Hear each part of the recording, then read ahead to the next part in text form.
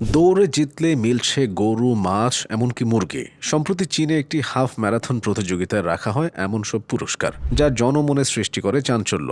এই প্রতিযোগিতায় বিজয়ের জন্য রাখা হয়েছিল আস্ত একটি গরু, সেই সঙ্গে রাখা হয়েছিল মাছ, মুরগি আর হাঁস। অপ্রচলিত এই পুরস্কার ঘোষণা করে বেশ সাফল্য পেয়েছিলেন আয়োজকরা। চীনের জিলিন প্রদেশের চ্যাংচুনের নং এন কাউন্টিতে অনুষ্ঠিত হয় এই দৌড় প্রতিযোগিতা। প্রতিযোগিতাটি দুই ভাগে অনুষ্ঠিত হয়, একটি হাফ ম্যারাথন এবং অন্যটি 5 কিলোমিটার দৌড়। হাফ ম্যারাথনের সবার আগে যে 50 জন দৌড় শেষ করে তাদের দেওয়া হয় নগদ অর্থ এবং অন্যান্য পুরস্কার। এখানে চ্যাম্পিয়নকে দেওয়া হয় একটি গরু এবং দ্বিতীয় ও তৃতীয় বিজয়ীদের জন্য ছিল দামি মাছ।